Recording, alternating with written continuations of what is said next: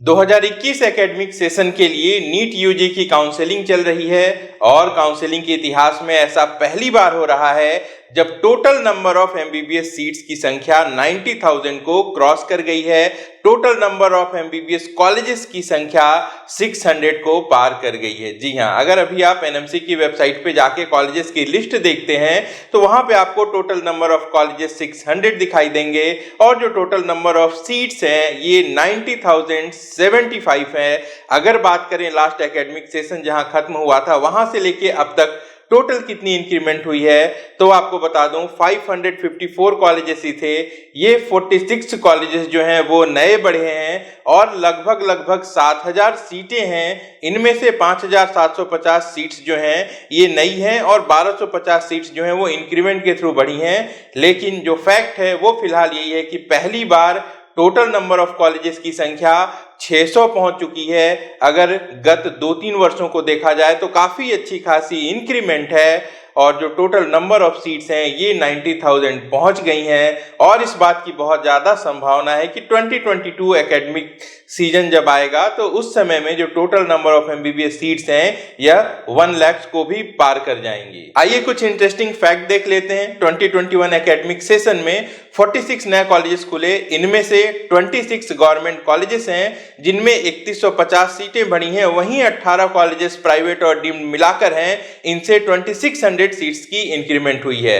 बात करें 46 कॉलेजेस में से सबसे ज्यादा पार्ट किसका है तो 50% से भी ज्यादा जो फायदा पहुंचा वो सिर्फ 2 राज्यों में बट गया, तमिलनाडु और उत्तर प्रदेश। नंबर 1 यहाँ पे पोजीशन तमिलनाडु की है जहां पे टोटल 17 कॉलेजेस खुले, इनमें से 11 सरकारी थे, 4 प्राइवेट और 2 डीम्ड यूनिवर्सिटीज खुली हैं। दूसरा नंबर उत्तर प्रदेश राज्य का रहा जहां पे 9 सरकारी कॉलेज और 1 प्राइवेट खुला। मणिपुर और झारखंड 2 ऐसे राज्य रहे जिनको अपने राज्य का पहला प्राइवेट मेडिकल कॉलेज मिला। ये जो सीटें बढ़ी हैं इनका क्या इंपैक्ट होगा, जाहिर सी बात है जो कट ऑफ है गवर्नमेंट कॉलेजेस की इसमें कमी आएगी। उत्तर प्रदेश में राउंड 1 में देखने को भी मिली है, वहीं प्राइवेट कॉलेजेस में भी इसका असर पड़ेगा क्योंकि तमिलनाडु में 2 नए डीम्ड कॉलेजेस हैं, 4 प्राइवेट कॉलेजेस हैं, तो टोटल जितनी भी सीटें हैं कम से कम उतने कैंडिडेट्स जो हैं वो दूसरी जगह की मेरिट में से बाहर हो जाएंगे और ओवरऑल इसका फायदा हर किसी तक भी जरूर पहुंचेगा। तो जैसे जैसे नंबर ऑफ सीट्स इंक्रीज हो रही हैं गवर्नमेंट और प्राइवेट दोनों की, यहाँ पे जो एडमिशन है इसकी संभावना बढ़ती जा रही है। हालांकि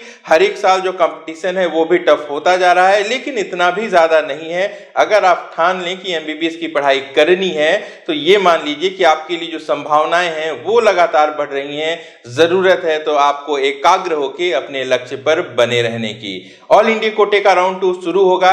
अच्छी बात यह है कि राउंड 1 के बाद नन रिपोर्टेड जो भी सीटें आएंगी उसमें इस बार कुछ इंक्रीमेंट होगा क्योंकि जो काउंसलिंग के नियम में बदलाव किए गए थे इसकी वजह से कई सारे ऐसे कैंडिडेट हैं जिन्होंने राउंड 1 में अपनी अलॉटेड सीट को रिपोर्ट ही नहीं किया है या फिर वो रिजाइन कर रहे हैं। तो ऐसे में लास्ट ईयर के कंपैरिजन में ज्यादा सीटें राउंड 2 में आ सकती हैं और कुछ कॉलेजेस ऐसे थे जो कि राउंड 1 में शामिल नहीं हुए थे, अब वो एनएमसी पे अपडेट हो गए हैं तो इसका भी फायदा आपको राउंड 2 में ऑल इंडिया कोटे में देखने को मिलेगा। फॉर एग्जांपल झारखंड के जो 3 कॉलेजेस थे इनकी 15% सीट्स जो है वो राउंड 2 से ऐड होगी, तो तकरीबन 100 के करीब ऐसी सीटें होंगी जो पहली बार सीधे राउंड 2 में ही ऐड होंगी ऑल इंडिया कोटे में और बाकी जो नॉन रिपोर्टेड सीट्स हैं वो भी रहेंगी। डीम्ड कॉलेजेस में भी अच्छी खासी वैकेंसी आने की उम्मीद है, तो इंतजार करते हैं सीट मैट्रिक्स आने का।